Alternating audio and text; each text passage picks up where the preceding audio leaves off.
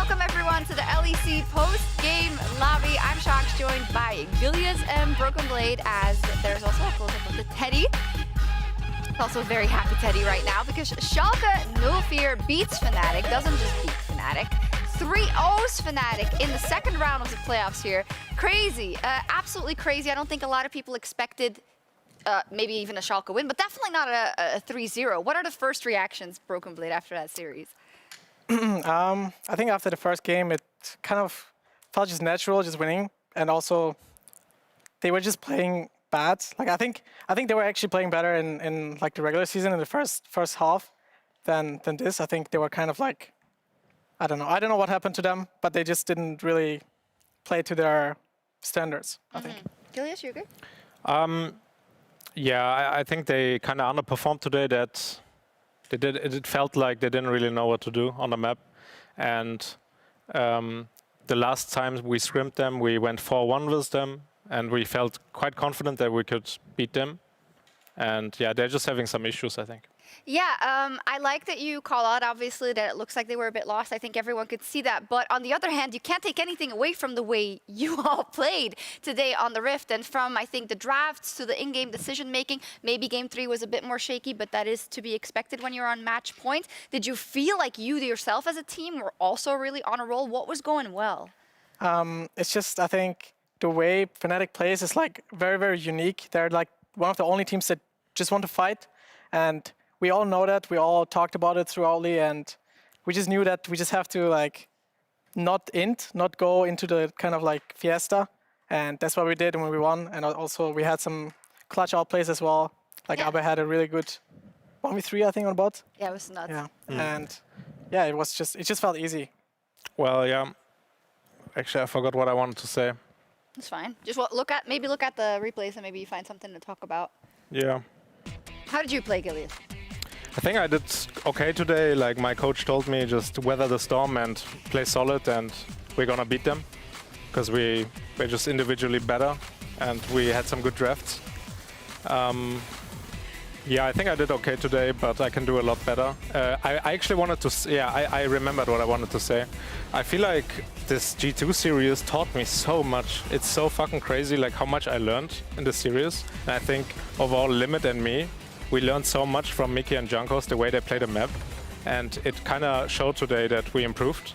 And it's just a big difference, like going from regular season to like facing a team like G2 in a BO5, because they play the map so precisely, so fast, and they don't give you much space to play. And we try to mimic this, and it's working pretty well, yeah. Yeah, that's true. You learn so much from also the environment of having to adapt game to game in a best of 5. And specifically, I love that you brought that up as we're going to take a look at the hugs. Always my favorite. With the masks, it's kind of counterintuitive, but you know, you got to hug it out. At least I didn't kiss him through the mask. True.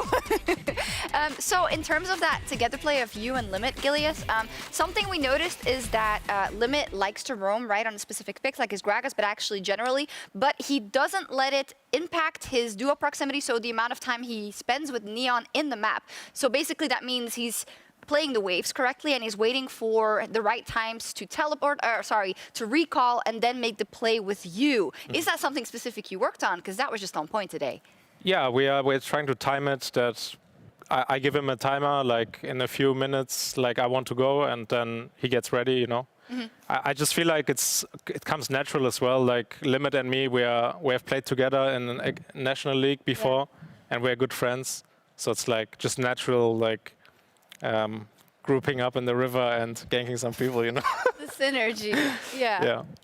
Brokenblade, we talked a lot about bot lane going into the series, and that was kind of where a lot of the action was, but the rest of the action was in the top lane. Talk to me about your 3-game experience versus Bwipo and how everything went.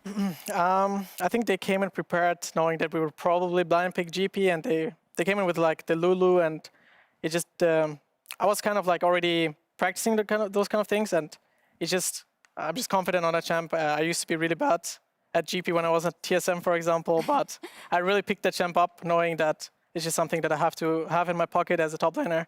And the second game as well, I was kind of like 1v9ing, and yeah. Yeah, you were. And the third game was kind of like I just had to chill, I just had to not die, and my team just carried me. When I saw Corki had 3 kills, I just knew it was one kind of. Yeah. And Well, you say you kind of expected these types of picks and whatnot, but we from Whipple actually expected him to maybe go the other way and like try and kind of flex the fringe picks that he has, on which he has himself more agency, which we really only saw in game 3. And I feel like you immediately saw a completely different identity once that Aatrox was out for Whippo. It almost makes me feel like, would you have liked to play more like down and dirty with picks that weren't the Lulu, for example, against him? And would that have maybe gone better for them? on blue side, it's like kind of hard because you don't really have much room to play with, but it's kind of up to him. If he wants to make it spicy, he can make it spicy against GP. There's a few picks that you can pick to make the lane really volatile, and then both junglers have to kind of come top. But in the series, Gillius was coming top a lot actually, and we had really good plays. It's not like he wasted his time either. We had really good ganks on the Cho'Gath game, for example. Game 3, I was kind of left alone, which was kind of sad, but it worked out. For me too. It worked out in the end, and Selfmade didn't really pay any attention to top lane, so people can't really do much in that case, especially if I'm winning early as GP. But yeah, I mean, it felt easy not only because of me, but also because of my jungler covering me and being there when I have been. It was kind of weird, no? Like, they camped Jenox in the last series all the time. They didn't let Jenox play his one-on-one, you know? And this series, they didn't gank top once. So it was really surprising. Selfmade only went bot, and he was just chilling, and my bot lane was sweating, but nothing was happening. And I think, yeah, they had to get more 2v2s versus us, but... That's what it looked like as well. Also, just to talk about the people that we didn't talk to, being Neon and Abadaga, what can you say about their performances today? Well, like, Neon is super rock solid. This guy is just a natural, really, like, superstar. This guy has not been in the scene for a long time, and he's like, in scrims he's okay, but when we play important matches, this guy is just carrying, and I love playing with him. I also won the German league with him last year, so.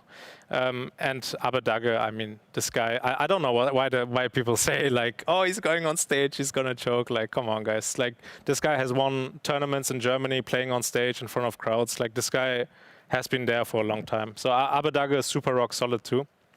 And yeah, it's like, I think Limit and me take a lot of responsibility, and then we have like 3 super carries who are just mechanically really gifted. BB steps up one game, carries one game. It's Neon and Abba. So. Yeah, it's looking great. I like that you said it about Abba, but I think it is because Abba has always been really good, and then he's had stand-up performances. But like now, it's just on another level. It seems like sometimes in these pop-off performances, like in the Miracle run last year, and then now in the playoffs, it's actually crazy. If you guys can keep that level, that could be absolutely crazy for that Rogue match as well. We'll talk about that later. First up, I see that there's a tweet from Brokenblade. I don't know what it is.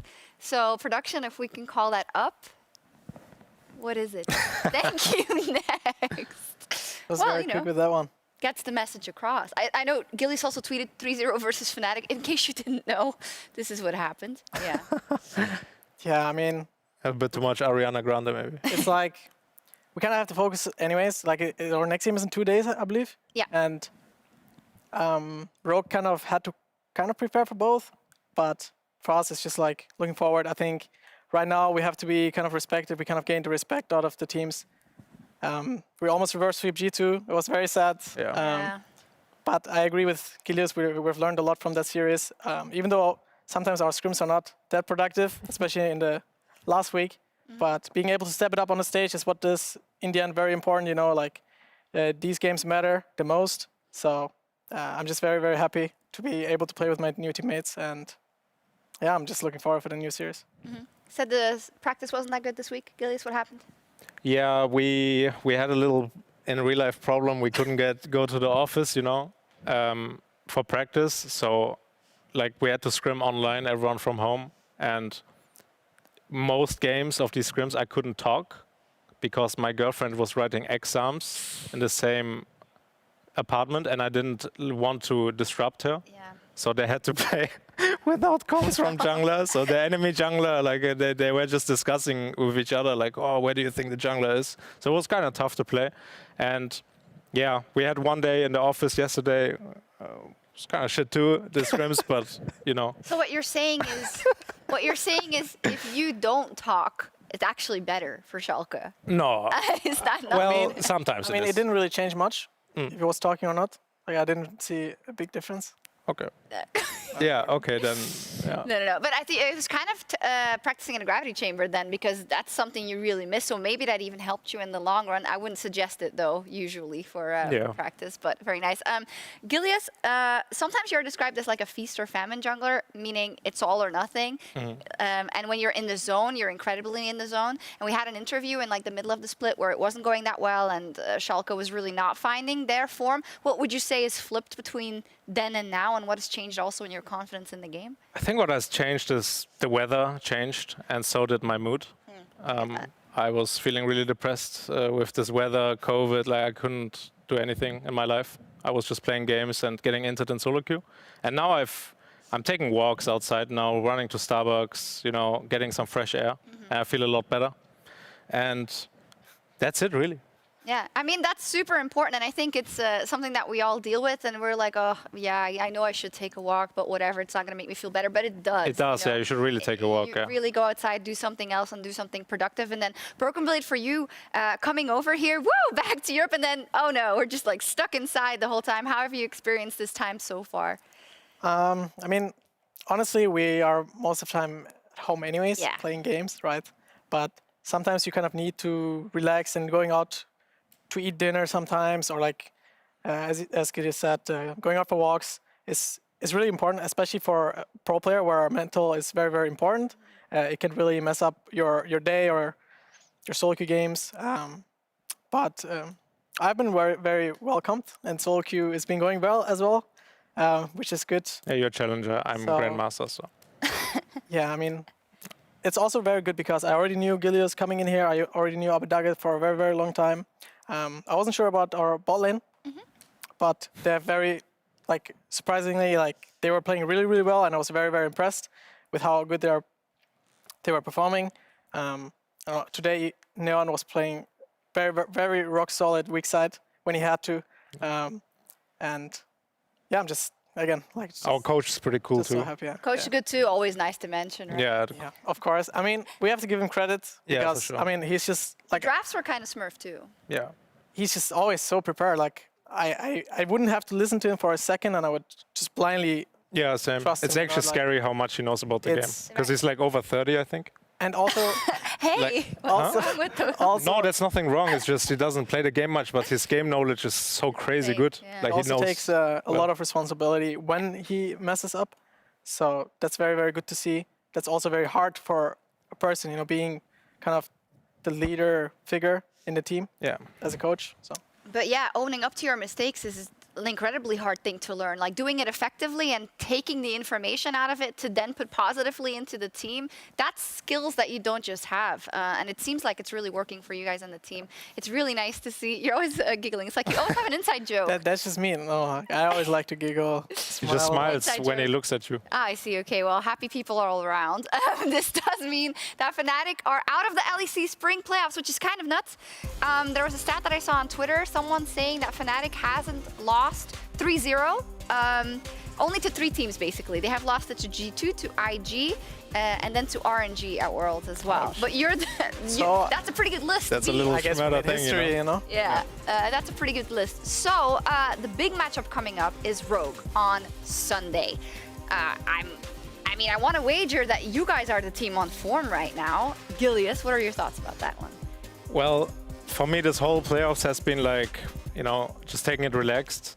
Everything we gain right now is a bonus. And today I went in with the mindset that we will try to win, but we don't have to sweat or stress ourselves.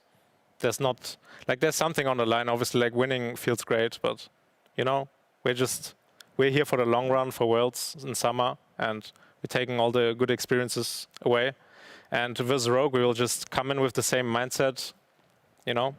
We will just slap them around and see how it goes. Versus your ex-top laner, Odawamne. I mean, although I don't know, the series with Mad Lions, he really underperformed. I was really disappointed in him, and I hope he steps it up on Sunday. Yeah.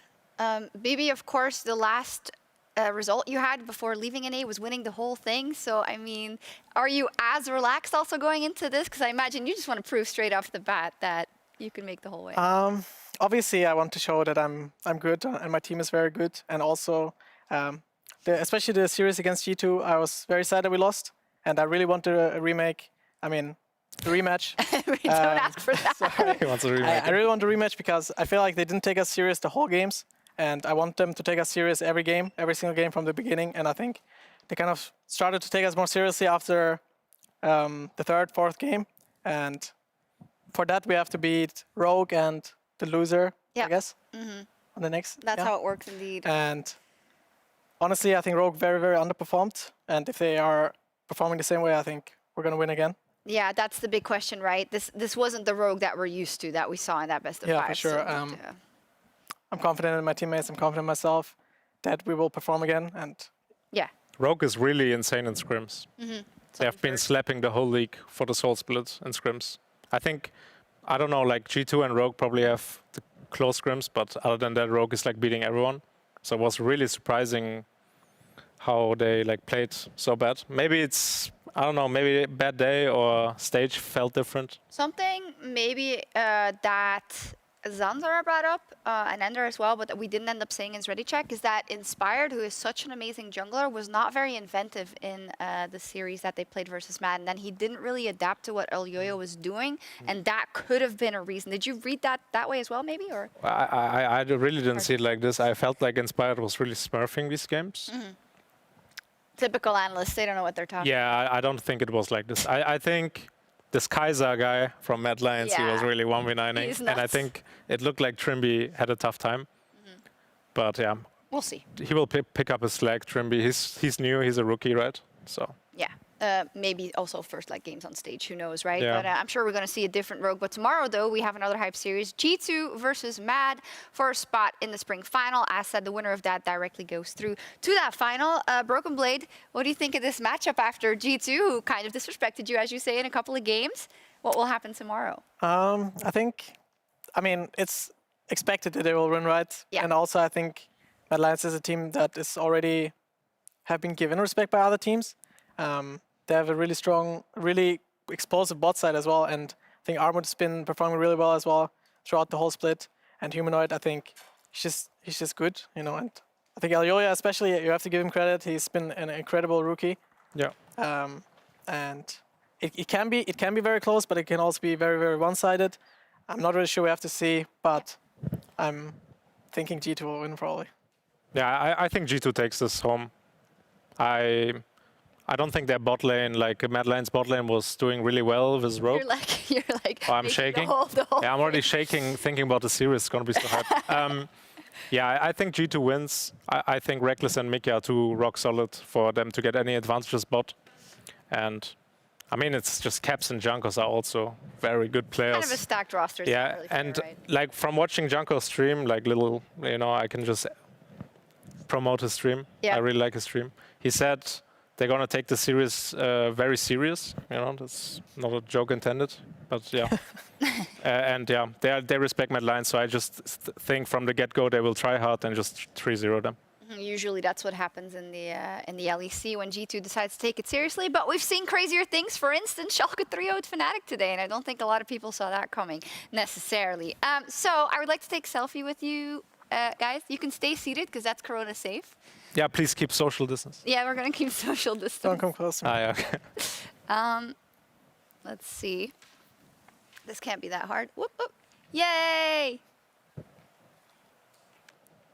Okay. It's a bit awkward. It's a bit far away. But at least we can take a picture in real life, which I honestly really missed. Yeah. Yeah, it's nice. Yeah, me too. It's cool. All right, that was all from us here tonight. Incredible upset in the LEC. Schalke wins it and goes on to face Rogue in a couple of days. And we'll be back tomorrow for a massive clash between the Mad Lions and G2. See you then.